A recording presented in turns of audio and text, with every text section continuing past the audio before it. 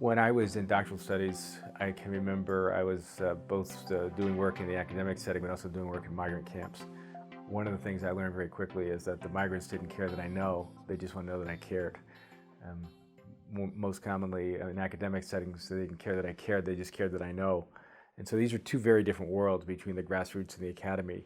And in many ways, I didn't know how theology and migration really connected to each other. And at the time, people said, well, they don't connect at all. But intuitively, I knew there was a connection, and I knew there was a connection because of the people that I work with who were migrants who had gone through incredible journeys, but also had incredibly deep faith. I knew there was something there to reflect upon.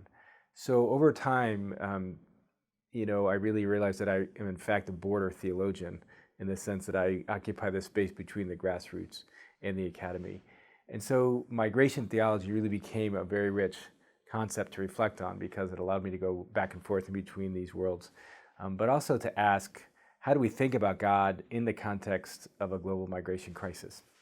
And so a theology of migration to me really tries to ask that question. How do we think about God from the context of migration realities?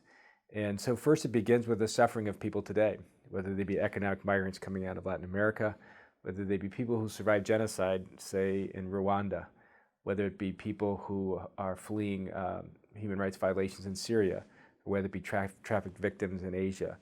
These have all been contexts where we've been working, and we've been trying to look at what the outer journey is with migrants, but then to ask that question, how do we really understand God and who is Jesus in particular when we look at the migration reality? In its most kind of core terms, I think we can say that a theology of migration seeks to reflect on the God who left his homeland, if we will, in heaven and actually migrated to our sinful and broken territory. And there he laid down his life on a cross so that we could be reconciled to God and migrate back to our homeland. So migration theology really is somewhat reflecting on what Thomas Aquinas talks about as exitus et reditus, which is basically everything comes from God and everything returns to God. This is both a overarching theological concept, but it's also something that we really are encountering today in our socio-political reality in terms of people who are moving across borders.